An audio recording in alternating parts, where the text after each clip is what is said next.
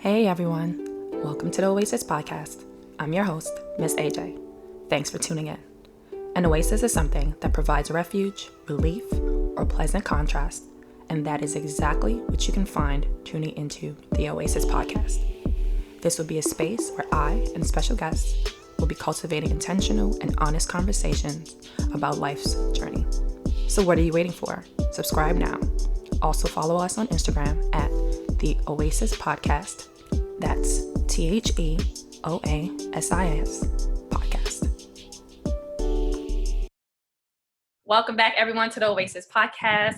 Today, I have with me someone brand spanking new that will be talking to you all about dating while 30, but this edition focuses on mental health, right? Dating someone with either a mental illness or you possibly having a mental illness and dating, what that process and what that experience looks like. So today, I have with me Mel. So Mel, you want to introduce yourself to everyone?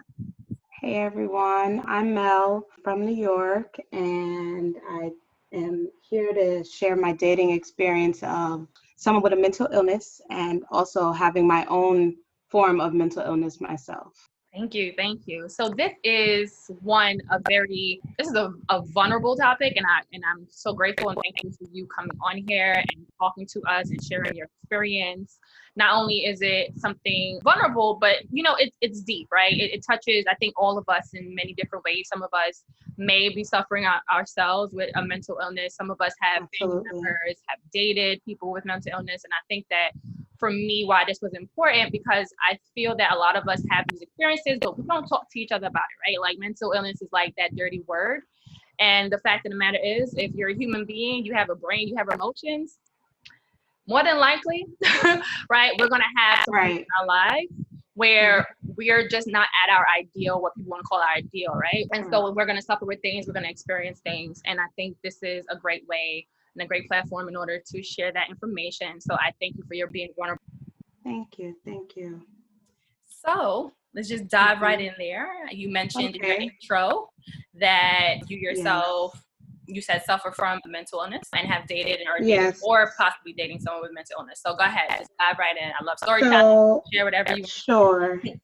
So it's actually a funny story. I was single at the time, and I work in a medical facility, and I never date anyone I meet at work. So obviously that was off limits. So this guy, he flirted with me. He was very nice. You could tell he was intelligent. And I'm like, okay, this is nice, but whatever. I met him at work. I'm not going to pay any mind. And this is a few years ago where like Plenty of Fish was like the thing, you know what I mean? So my friend called it Plenty of Fellas. Exactly. So with that being said, so then the next day I get this message in my inbox on Plenty of Fish and said, "Oh my God, you're the beautiful person I met yesterday at the office." And I was like, "Oh wow, you're right. I actually am." And he was like, "I would love to like hang out, get to know you." He was like, "We already bypassed the whole we don't know each other because we've met already." And I'm like, true. So come to find out, he's really intelligent. Like, and that's something I look for in a person. Like, he was in school for his master's at the time. And I'm like, oh, this is great. Now, granted, everyone has their thing. So he did smoke a lot of weed, which was fine. I didn't care. And come to find out, it was more than that. He was using all types of drugs throughout the day. But I'm like, okay, well, he's functioning pretty well. He's a great guy. Everyone likes him. He's hilarious. Like, we would laugh till our stomach hurt, girl. Let me tell you. And it was fun. It was loving. Like, and after a few months go by, he did meet my daughter, and that was probably like, something like, okay, maybe I could see this person. So, you start to open up, you get a little closer, and I see that there would be times where he was really struggling with something, but I couldn't pinpoint it. And that's where, he would sort of, what I would, in hindsight, I'd say he would numb himself out. And that would be all of the pills, all of the drugs, just to like be able to focus on what he's doing. And that's just to get through his day. Now, mind you, there was this prestigious job he had running a whole like human resource department. I'm like, oh, wow, this guy is great. This is awesome. you never know what someone's struggling with on a day-to-day Fact. basis. That's a fact. So Mhm. I remember, drinking one night. That is the liquid poison you will speak the truth Uh-huh. on on that. So one night he goes, I want to tell you something. And I'm like, okay, tell me. He's like, I hear voices. And I'm like, you hear voices? Mhm. So I'm like, okay. So I'm trying to be understanding because, like I said, I do have my own issues that I struggle with. So I'm not here to judge anyone. And, like we're really growing, things are going great. There's ups and downs, but for the most part, So at this point, how long have you guys been like in each other's lives? a good like 8 months. Okay, so it's been a eight, little while. 9 months. Okay. Yeah, it's been a while, like dating, like hanging out. It was great. It was really good. But Mhm. there was always something a little off, but never to the point where I'm like, okay, well, maybe I can't get past it. Because it wasn't like the most obvious things, like he doesn't have a job, or he's not Mhm. taking care of himself, or he's not smart, or his bills are not paid, Right, or right, right. like it wasn't those like core things that women typically look for. It was like, okay, well, he was not the same person he was yesterday, but he has all this other stuff. Mhm. So now when I hear that he has not only auditory hallucination, he has visual hallucination. Okay. He says, I also see things. And I said, well, well, this is something, I would even be willing to go with you to talk to someone if you Mhm. feel, he's like, no, I can manage this. Like I told you, when you have someone who's very intelligent and, they feel invincible, they Mhm. got this. And he's been managing it for however long. I mean, it's had to be years, struggling. But that night was the night because I guess it was really eating at him. And, I don't know if you know a lot about mental illness, but under the influence can antagonize it. It can enhance it. Yep. And so I feel like that was what was happening. Like he was having a moment and he sort of had to tell me, like, I'm struggling right now. Like I see this, I hear this. So So, I know, I'm sorry to interrupt, but I have no, tell questions me. for her. So at this point, you guys have been dating 8 months. So, and he, you guys are having a good time, you're drinking or whatever, and he decides Hmm. to disclose to you, I'm sure because he felt he trusted you at that time, Yes. especially. Did he say that this was something that he was diagnosed with, or this is something that No. he's just been suffering with and he's now telling Yes, that he's exactly you? Got you. that Okay. he's so I sort of was like, being that, like I said, I work in the medical field, I'm like, I really think you should. So I like helped him look for, therapist and just some sort of anything that can get him to the next step that he needs to be, because this isn't something everyone typically is dealing with on an everyday basis, not seeing like the kind of things he's seeing, hearing what he's hearing, and still, in school for his master's, still running this human resource department, still, living life a little bit. You know what I mean? Like, and you never know what's happening in someone's Mm-hmm. brain in front of you. You never know. And it was just like, okay. So at that point, I'm not gonna lie, it was like, what do I do? Do I run? How do I get out of this? Like, I know that voices and visuals never are like sunshine and rainbow. Mm-hmm. Never. They're not going to say, go hug her. So I asked him, like, what are the kind of things you hear? What do they say? And, you know, obviously I'm not telling you who it is. And, so I feel like I could say, so it would be, just to get in the brain of someone who is experiencing that. It's just like, they're really struggling. He's like, they're telling him to like hurt people and hurt himself. And, you're seeing like scary things Right. surrounding you and no one else is with you there. And you still gotta, Deal with it. go out into the world and talk to people and maintain life. Mm-hmm. So the turning point for me, Yeah. yeah, No, the I was gonna turning ask. point So, for like, me, he divulged yeah. that. Sorry, I was gonna ask. So he divulged this kind of like. I know you also volunteered, like, hey, maybe So he I'll go check initially, out. yeah, he initially shot it down, and then I gave him a like list of names and said, you call on your own leisure, it's fine. So come to find out, he called a place and he went and he's like, he was angry at the response he got. It was pretty much saying, it seems like from what you're telling me, I can't say, this is our first meeting, but it seems like you're struggling either like a psychotic break or a schizophrenic episode. So at that point, it's not a definitive diagnosis, but it's something that they're looking towards. What happened next was he didn't believe that. It was like, oh no. There's no way that this is, no. Look at me. Look where I'm going. There's no way. Right. So it was like, this thing stopping him. It was like this barrier, this label. You're trying to place this label on me. How could you do that? Look at my attributes. Look what I've done in my life. Like, despite where I've come from and, Right. So he's big into like meditating and yoga. So he went to the city and found like this, I want to say a shaman almost. And he went and prayed and did all this stuff with him. And this is like, maybe a month or two goes by and he's like, no, I'm better. I don't hear anything anymore. I'm like, yeah, okay.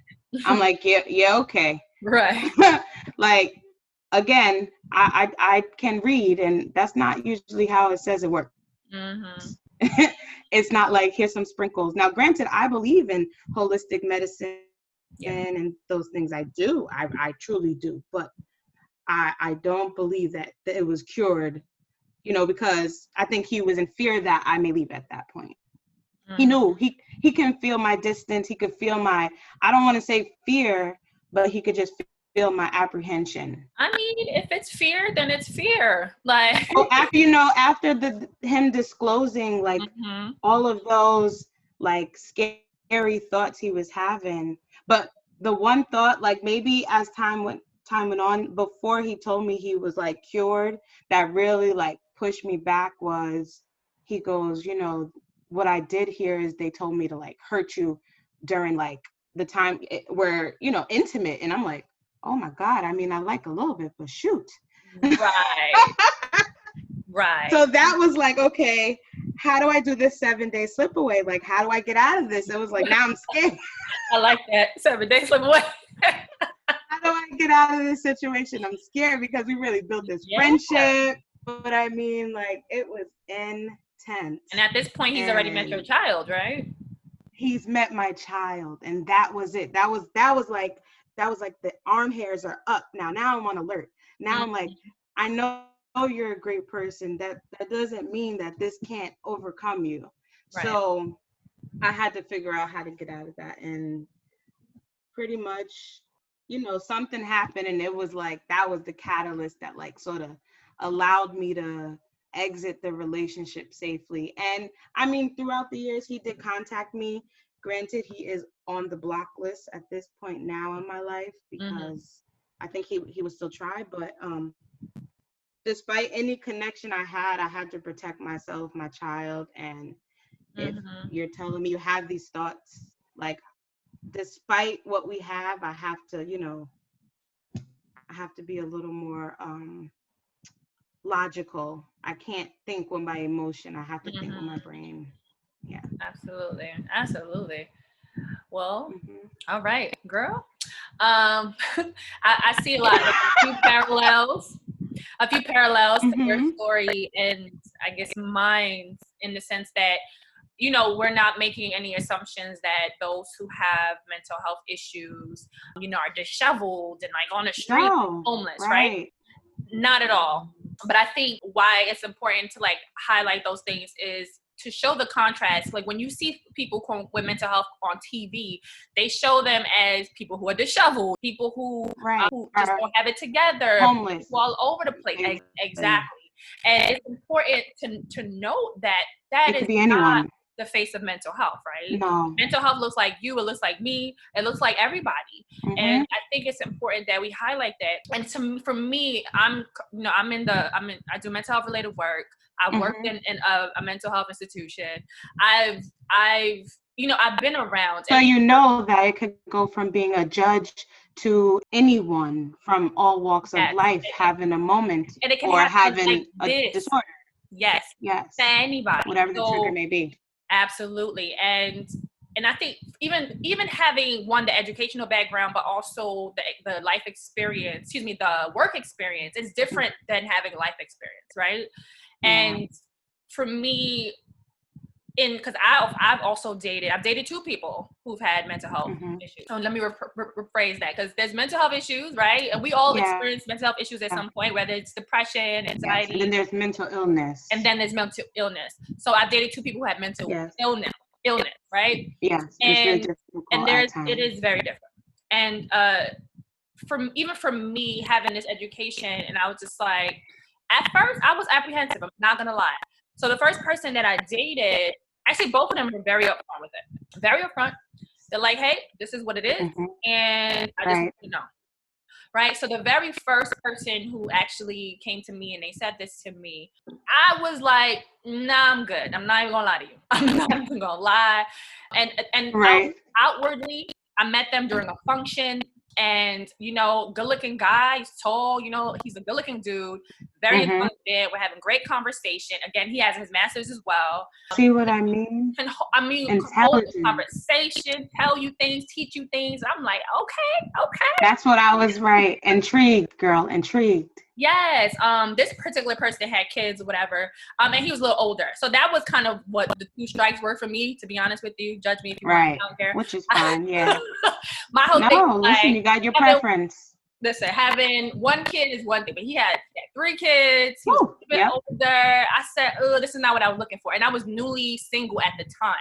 And I had just came out of a relationship with somebody who had 3 kids. And I was like, look, I ain't with it. Right. Not doing it again. Exactly. Yeah. So, but ended up meeting him. But again, the conversation was so good, right? We had chemistry, we were vibing. He told me this, and a huge part of me was like, nah, girl, this ain't for you. Don't do it. And I said, okay. I said, you know what? And I was honest with him outright. I said, look, I'm not interested in you in this way, because I don't think I can handle this right now, right? I said, but we can be friends. Like, I'm cool with that. We talked. We went out like twice or so. And then we fell out of touch with each other for like a few months. So I was like, whatever, it's fine. I'm single. I'm out here. I'm living my life. So I was like, cool, no issues, no worries. Then maybe once or twice while we weren't talking to each other, he'll hit me up randomly. And then we got back in touch with each other. So during this time, we're talking to each other. When we get back in touch, we're talking to each other. We're talking about mental illness, right? We're talking about certain things and getting to know him and his journey, and like kind of like how, it came about. So he was diagnosed. Many years ago, he was diagnosed, but he was at a point in his life. Like he was touching 40 at this point. Okay. He was at a point in his life, he was just like, he's not taking medications. See, that's he pretty much was self-medicating. Yes, I got you. And he felt he had it under control. Like he was able to handle, like he can feel when he was bubbling over. So he had bipolar disorder 1. So he was like, he can feel when he's shifting and things like that. Now, I've had no reason to believe otherwise, right? Like, this is what anytime I've interacted with him, he was fine, like, quote unquote, fine, meaning there was nothing that gave me pause. There was nothing that made me feel unsafe or anything like that. So I said, okay, I'm going to believe you. Like, I'm going to trust you at your word. No worries. Okay. Now, we started spending a lot more time with each other. Now, this is the second go around. A lot of things are happening in his life. A lot of emotional things are happening in his life. And I was like, you know what? It'd be a little messed up to kind of dip out on homie. So I was just like, all right, let's just see how things go. I'm a huge bleeding heart, especially with people who lose their grandmas, and he lost his grandma. So I was like, oh, let me just be there for him. And so kind of going through the motions with him, experiencing whatever with him.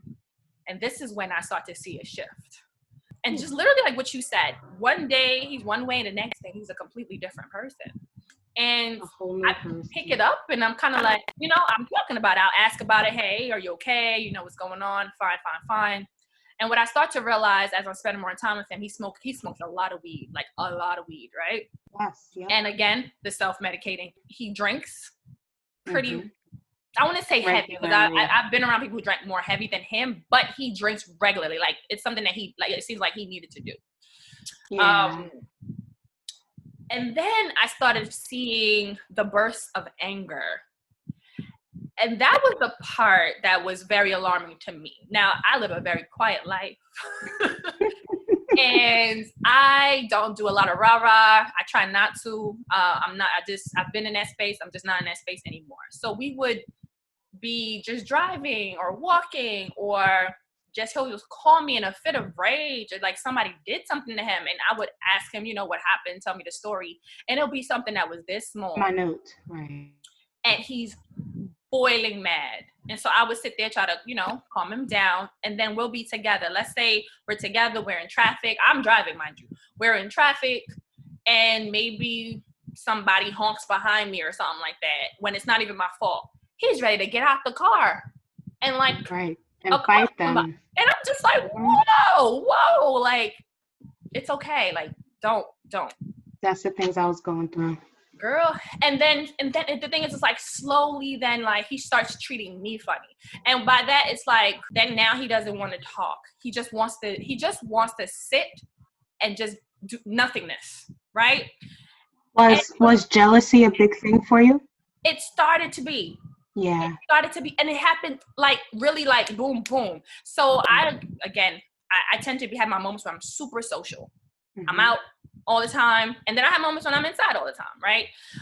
But when I was with him, I was out, like I said, I was single. We were not together. We were dating each other. So him and I weren't together, but he really wanted to like, kind of cement things. And I was like, I'm not there.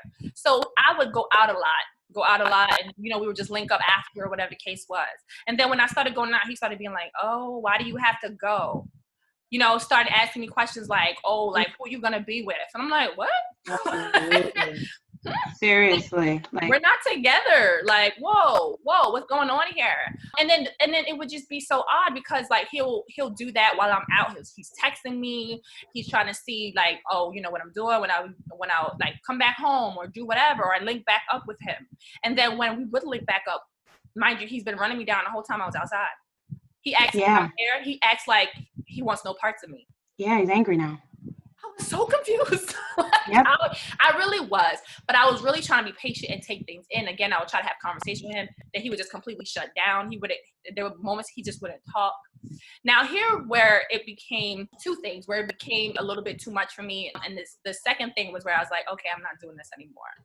The first incident being, we would talk a lot about a lot of different things. And again, having regular conversation, engaging in, just regular talk. Mm-hmm. And he flat out was like, I don't want to talk. There's nothing I don't want to talk about anymore. Like, we don't have nothing to talk about. Wow. One day. Oh, okay. Like, I was just like, okay. And I'm thinking, okay, are you upset in this moment or something like that? No. And all he wanted to do is just be in my presence. So he would invite himself over to my house whenever he felt like it. What? Like, it would go like this. Hey, you're off from work, you're home. This is pre-COVID, of course. You're home. Yeah, I'm home. And then it'll be like 30 minutes, half an hour later, he's at my house. Oh my goodness. There was no conversation of, hey, come over. I want to see you. So he started doing that. And then when he would get here, you wouldn't even want to talk to me. You just want to sit on my couch. And make sure you're not talking to anyone else. Yeah. I was like, what? And then the second thing, though. So I had to have a conversation with him about that. Like, hey, I need my me space. You can't just invite yourself to the house. He had a whole fit. He was completely mad. He turned into a victim. He tried to make me look like a bad guy. And I said, okay, I could swallow that one. Whatever. Right. We were having a lot. Then we started having a lot of disagreements. Just him like finding things to fight with me about. I will go out with my friends and just be like, oh, it's nice to be out, whatever. Like put something on like Instagram, WhatsApp, whatever. And here he comes. It's about him. No one was talking about you. I swear to God, no one was talking about you. Like your posts, your comments. Yeah. It would be directed to him in his mind. At him. And then he's texting me, having a whole fit, cussing me out. So we started having like issues about that. Like, yo, chill out. Like, why are you so angry? Why are you directing your anger at me? Like nothing is happening. What's going on? The last thing was this. So I remember we were not good because of probably some stupid argument. I was just like, look, I'm not doing this. And I was like, I'm good. So we were in the middle of an argument. I go to get my eyebrows done. My eyebrow guy, he works in a salon but his like station is like basement. So you don't get service. Right. So I go down there doing whatever I'm doing. Come out, girl. I come out of that salon. I got like freaking four voicemails. And I'm just like, well, what is going on? Girl, I listened to the voicemails. Each one gets worse and worse and worse. I was called everything under the sun but the child of God. Oh my God. I was accused of abandoning him. I was accused of mistreating him. Just like, because I didn't answer my phone because I didn't even receive a call. No service. Exactly. And this was the first time something like this has ever happened to me. I was so like flabbergasted. Yeah. And so I called him back like, whoa, what's going on? You know, like, I didn't have service. Why would you assume that I'm ignoring? Because he would automatically went, oh, you blocked me, you ignoring me? Like, he automatically went off the deep end. I said, why would you assume that? Have I done it before? Like, why would you assume that's what I did? And what warranted that? Nothing between us has happened for me to warrant me to block you. After I said that to him, he's like, he just completely shifts and goes, well, you know I got such and such, so you know this is how I am. Huh? I said, oh no. Gotta get out of there. Oh, no. That's when you think of the 7-day slip-away plan. That's girl, I think that a lot. I wish I would have known. At the time, I said, no, I'm not. I'm not doing this. I said, I'm not doing this no more. And I shut it down after that. And in all honesty, I didn't realize, and this is not against anyone who has mental health issues at all, because again, I work in the mental health field. But I didn't realize how much and how consumed I was in what was happening with us. It becomes a manipulation that pulls you in that you don't realize. Yeah, until we're done. And then I was like, oh my gosh. I didn't realize I was so tense. I didn't realize my anxiety had shot up this much. In hindsight. Until after we stopped talking to each other. And I was just like, oh my goodness, I can't do this again. I'm never going to do this again. But then I did. It happens. No, it happens. It happens. So that was my first experience. So it's like, it wasn't a good experience, honestly. It wasn't the best experience. But at the same time, I didn't want it to be the experience that defines me judging everyone, right? Who was bipolar, or everyone who happened to have a mental health, mental illness. And I didn't want to, you know me, use that as an excuse to be like, no, I ain't. Because again, I know this could happen to anybody, right? Anything can trigger it. Exactly. And I know for me, I wouldn't want to be treated, a particular way because somebody had a bad experience with that person. So I did end up dating someone else who had mental health issues, which wasn't as bad at all. However, it still was very draining for me. But yeah, so I guess going back to you, right? And again, whatever you're comfortable sharing.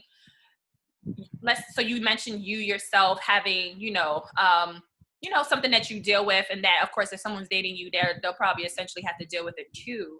How is it for you being, I guess, on the other end of the spectrum of like, you know what? Yeah, this is something that I do deal with. So I pretty much, I was diagnosed maybe about 4 years ago with what I consider is like PMS on fire. It's called PMDD, premenstrual dysphoric disorder. Girl? And exactly. So, and it's cyclical. It comes every month. I try to act like it's not a real thing sometimes, and my body allows me to say, no, you're lying. It is a real thing.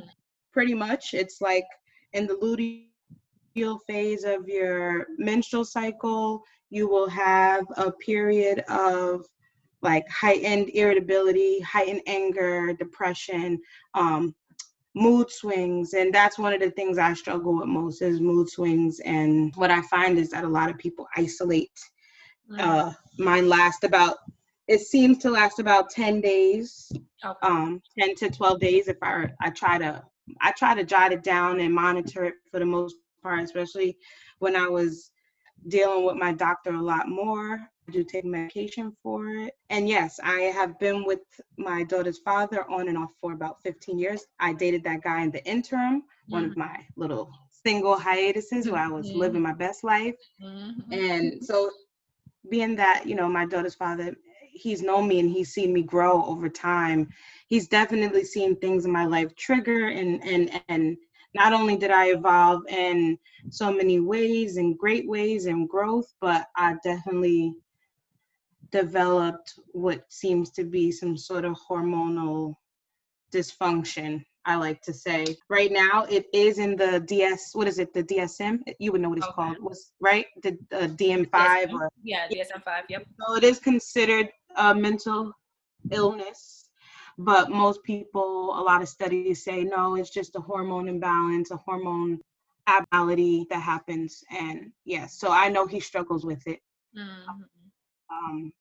I know every month, some months are better than others. Some months I could talk to people around me. Some months I literally can't go outside. So, but I overcompensate in my good days. I am like a burst of sunshine on those days. Mm-hmm. I try my best to, try to pick up for what I missed in my absence, because it feels like I'm not even here half the time. So it's like two different people. So that's literally like, that's like the running joke. You see a lot of people say it's like, it's a monthly bipolar, where a lot of time bipolar is triggered by events in your life or weather or, like seasons, this is literally triggered by the change in your hormones within your body as a female. So it's like, granted, the only way they see a cure now is for me to remove my female parts. And I don't know what my life entails yet. What if I want another kid in my life? I don't know. Right. So I haven't decided that that's what I want to do yet. So for now, I pray, I meditate, I try to eat as best as I can. I need to incorporate physical activity a little more for sure, because that will help. I don't drink too much because I find that does not help me. And I try to make sure I take my medication regularly, and I am transparent. Just like the people you dated, I am open with who I am. I'm going to let you know this is probably not a good time to have a conversation or me to make a decision right now. Like, I am aware of myself. I've practiced being self-aware so that I'm not a hurricane coming through, especially going to work or dealing with the public, or, it's more so what I've learned are people, as they become closer to you, those are the people who get the brink of it. Yeah. So the people you meet for 5 minutes, the person at Starbucks, they can't decipher that you're having what we call hell week. They're not going to know I'm in it. But now maybe my mother, who I can't speak to, look at, or hear blink. You hear what I said? Hear blink. Yeah, because it hurts me. It hurts me. So and granted, I love her, I'm grateful, but there's just people, that will trigger you.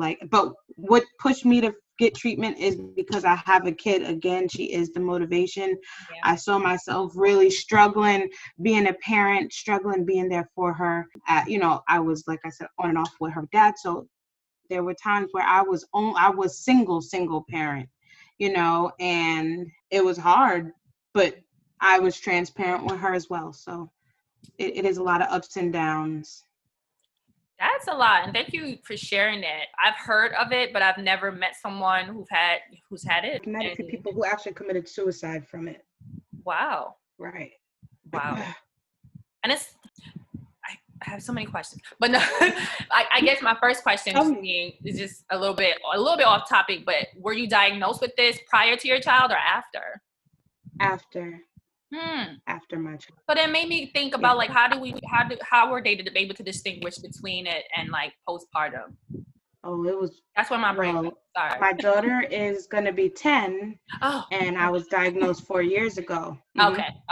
So I guess my mom has bipolar. I did not say that. And my mom has depression, bipolar, and my sister has some form of bipolar, both diagnosed. So I guess it was only inevitable for me to get a little of something.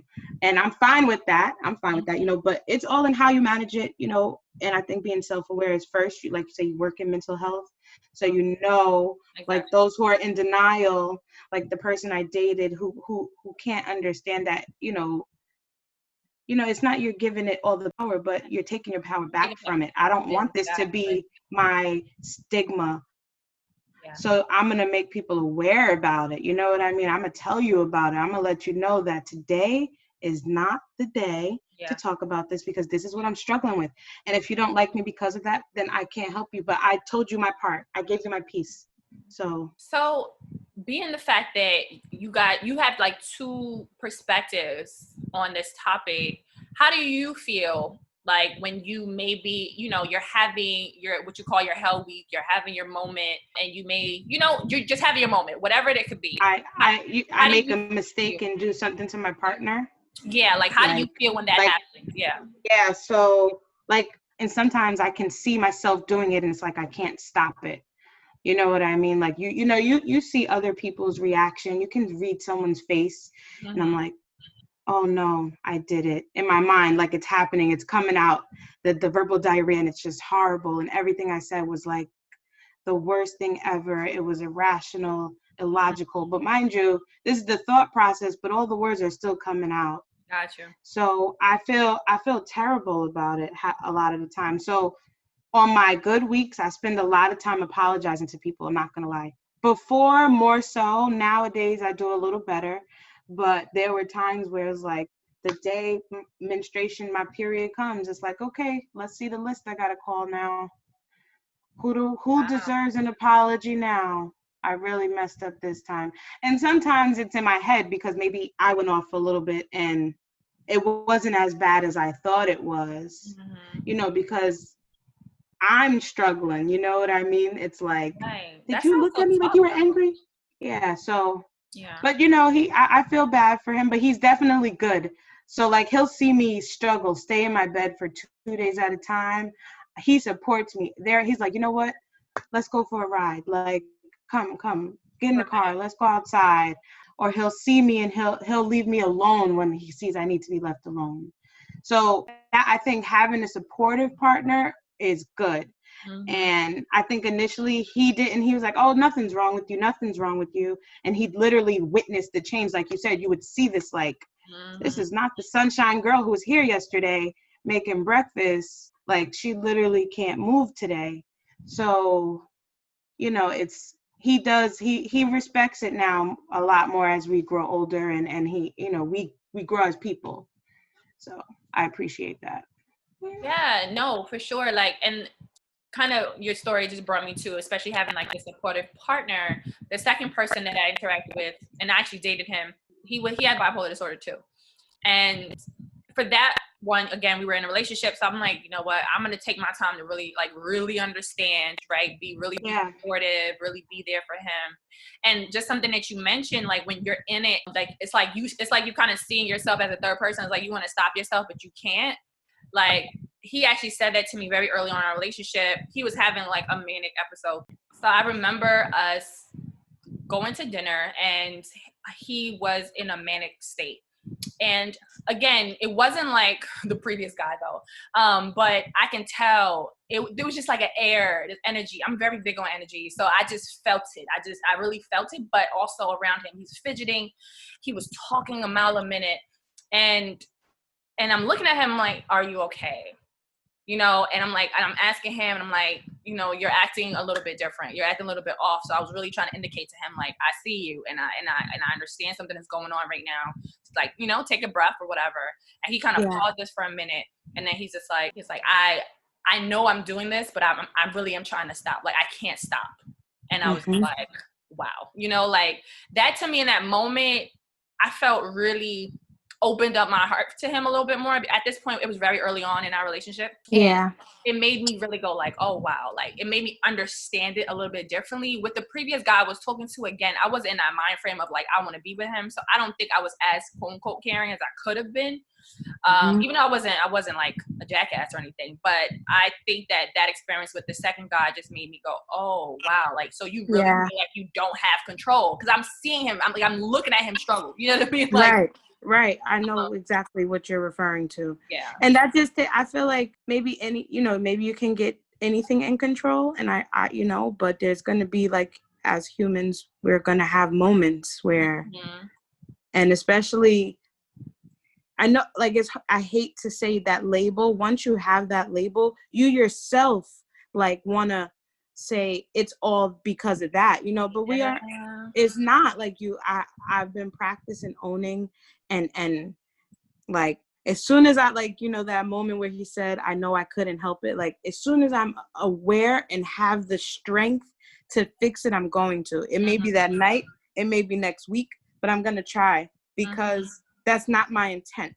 Yes, absolutely. And you know what? And that was what about the first guy that rubbed me wrong.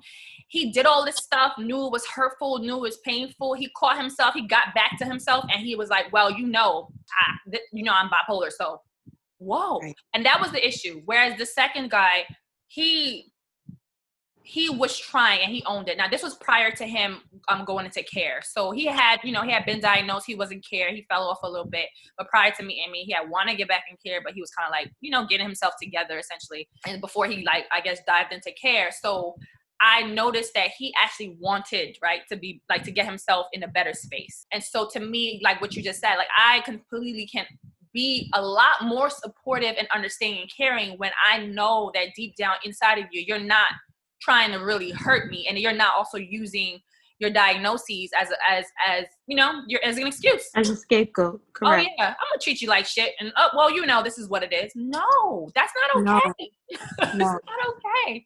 But for sure, he definitely mentioned to me like having that diagnosis does, it did fuck with him. You know what I mean? Like it does. It messed with your brain. Yeah. Like, you're telling me I have something more than wrong this with thing. me. Yeah. This is not all me. Yeah. So I definitely struggle with that. I think, I definitely understand that, but it's also a sense of understanding, especially when the people around you are not trying to harm you, they're not trying to hurt you, they're not trying to demean you, to acknowledge too, like, hey, you do have this diagnosis too, right? Like, to make them aware, like, right now, I'm telling you, you're not being yourself, right? Like, and to understand that in that moment, for you to pause and maybe think and to catch yourself. And I think that was the struggle that I had with that particular partner. Was there was a lot of moments where he was not being himself. And again, this is when he was on medications at this point. He was in care. He was even going to therapy. And I think that he thought that was automatically going to make things go like this and change. No. And absolutely not, right? There's still work. Every day work. Yes. And he was acknowledging like, yes, you are way better, but there's still moments where what you're doing is not okay.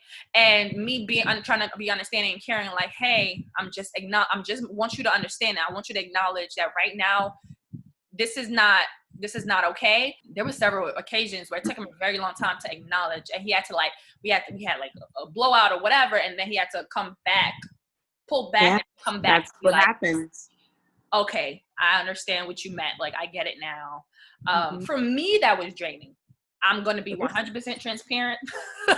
Listen, I know it has to be. It was draining. Being on both sides is draining on both sides. Like, you know what I mean? Like, you don't want to be the creator of why there's an argument over this minute issue when nothing, we're in the midst of COVID, like people are dying daily. Mm-hmm. Why am I mad about nothing? And then I get, then I start to get in the spiral of going more and more mad, and then the anger revs up, then I can't speak to anyone. So it's just like that cycle, once you're in it, but you have be able to grab yourself in that moment. That's where you work. That's the work. Yeah. Cause I have anxiety. I haven't been diagnosed with it, but my anxiety is something that's lived with me for a very long time. Right. So I was a kid.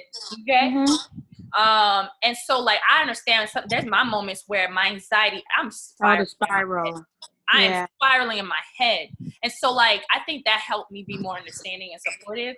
But at the same, at the same time, there was a level of oh my gosh, there was a level of wanting reprieve and wanting him to understand right away, as opposed to us having to go through this process. Because it was oh my gosh. And then it made me start to doubt myself. And then it started making my anxiety go up. It just started like a whole ball of things. It does. That was so, because it triggers. It's not just you, especially when you're with someone and you have people around you, and I have to, it's like you become selfish when you're in it, because you feel this thing, you struggle with it, you're dealing with it, And then you forget that there's a whole bunch of people around you that's also feeling it and struggling it with you, and, you know, being, you know, having a career, being a parent. I'm in school myself. Like, you still have these responsibilities that go on, and you're pulled in these different directions. So I guess just practicing self-awareness, having some sort of faith helps, for me at least, and a supportive partner. Yeah, and I think it's important for on both ends, right? Someone who's dating someone who does have, a suffering with something that we will never understand because we're not in that person's head, we're not in their body. It's important to understand that piece of it, right? That you won't understand what that person is going through. And also the other end of like being the person who is going through these things, understanding that the person you're with is also trying, they love you clearly, right? Right. To be there with you clearly, but understanding that one, they also have their own shit, but outside of that, but they really want to be there for you. Mm-hmm. And at times it may feel very challenging to do that, because at times I felt like I was on eggshells. Like I couldn't say anything. Like, I shouldn't express this because then that might make him feel like this. And then he might, go down this rabbit hole. Or like, so to me, I felt like I was confined. Like I couldn't say anything. Or when I did say anything, he would take literally the smallest thing that I said and turned it into a mountain. And I was like, whoa. And I'm constantly like, explain to myself, like, that's not what I said, that is not what I meant, like constantly. So then I just started to feel like what I feel and think doesn't matter, we're here for you, like we're constantly here for you, we're constantly having to walk around you, your thoughts and your feelings. And then God forbid I expressed that, then I became selfish. It's so funny you say that, because that line you said, that is what my family says about me. Like, we are working around your thoughts, your feelings. Like, they literally, like, sometimes, like, before COVID, trying to plan vacation around my different monthly phases, because vacation with me going one way opposed to my regular self, they're like, no, we can't have you outside like this. My sister's crazy. She's like, I might end up fighting you. Like, so. That's tough. No, I mean, you saying it comically, but thinking about it like that, like, that's tough for both of you, for you and your family members, right? Like, yeah. That is really hard. That's really tough. I pray for them. I'm so grateful for them because they support me. Like, you're not going to have people that are willing to even say, well, when's your period come? Let me go look online how this thing works so I could plan around it for you. No, that's true. I'm grateful. No, that's very, very true. They're very true. And sometimes you see, you're working on your self-awareness and, being really cognizant and gratitude.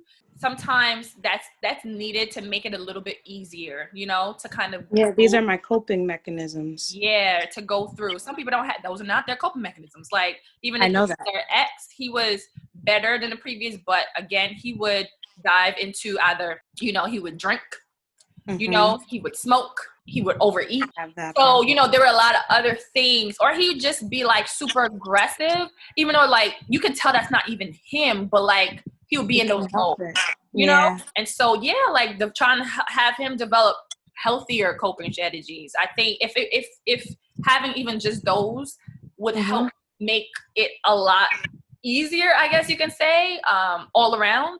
Yeah, I guess. But you gotta be willing to, like, I think having that support around you, sort of, that's what lit the fire under me to say, like, I gotta try and do better. Like, I have people around me working with me, like my best friend. Like, I've lost friends because of this diagnosis. So my best friend is actually someone you interviewed, so her. Like, she literally is like, girl, don't worry. I know you didn't speak to me for 2 days because you didn't speak to the world for 2 days. Like, I'm not going anywhere. But not everyone is like that. That's true. So. No, you're right. And no, you're absolutely right. Support is essential. Support is needed. And I knew But not everybody can do that. Yeah. Not everybody. I've lost people around me. I've lost some people. So I love them to this day.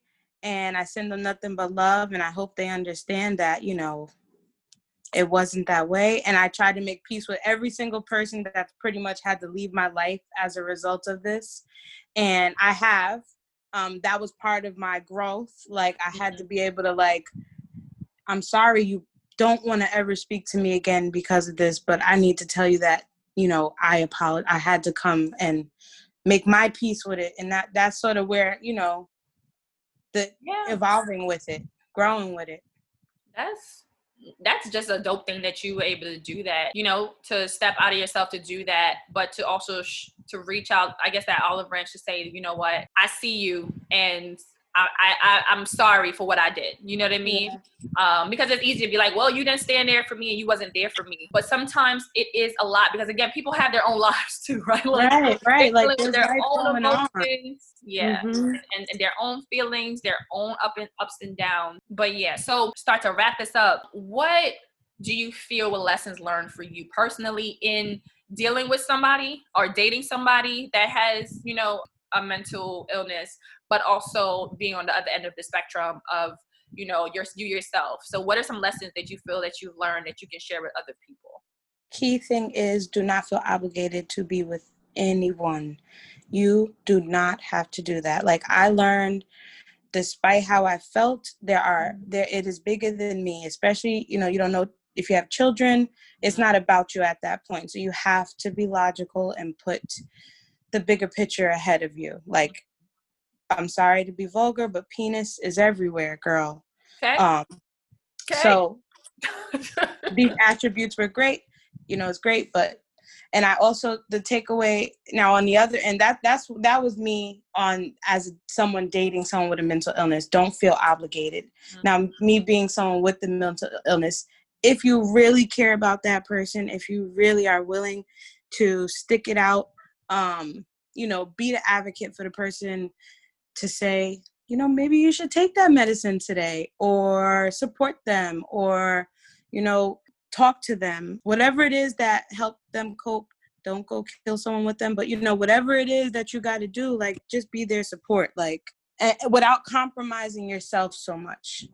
Yeah, that last piece, I think that's, because I agree with everything you said. That last piece is the one that I think I'm going to leave people off with. It's be there for that person. Be who you are, right? As loving as you want to be, as nurturing as you want to be, as caring as you want to be. But when you start to feel like you're losing yourself, I think that's when you should start to reanalyze. Yes. Right? That's when you should start to look at this a little bit differently. Because if you start to lose yourself, one, you won't be happy, and your partner eventually is not going to be happy because now you're different. Right. And that would definitely change things. But those who are trying to get into a relationship with people with mental illness, it is still possible. You can still date, and because people feel like you can't, but you can. It's just, we all come with our baggage. We all come with our layers that we got to go through. Yep. It's just another one, honestly. Right. That's how it's you just have to know and be honest with yourself before getting into the relationship. Hopefully, you know, that person is upfront. They tell you ahead of time. Like, hopefully you have enough time to process and you can make a informed decision, but really be honest with yourself about what you're capable of and what you can handle and what you want to handle. And I think if you are able to make that decision on your own and not feel like forced into it or even bamboozled into it, because some people, you know, they kind of manipulate, don't tell you. Yeah. But if you can, or they don't know, or they're in denial. There's also a fact. Sometimes they don't know. You're right. But if you can have that conversation with yourself and be like, you know what, this is something I can deal with, then go for it. Go for it. I don't think anybody's easy at all to deal with. Exactly. So just know it'll be something else that you have to deal with. But if you know that, you know what, I know my capacity and I can't, be real about that too. Right. Yeah. Agreed. Well, thank you for joining us. Thank you so much for having me. This was great, especially being my first interview. Don't worry. First of many, girl. You got this now. Thank you so much. For today's Connection Corner, I leave you with, a lot of what weighs you down isn't yours to carry. Thank you for joining us. Thank you for tuning into this week's episode of the Oasis podcast. I hope you were able to find something that resonated with you on your journey. Don't forget to subscribe, share this episode, and like us on Instagram at the Oasis Podcast.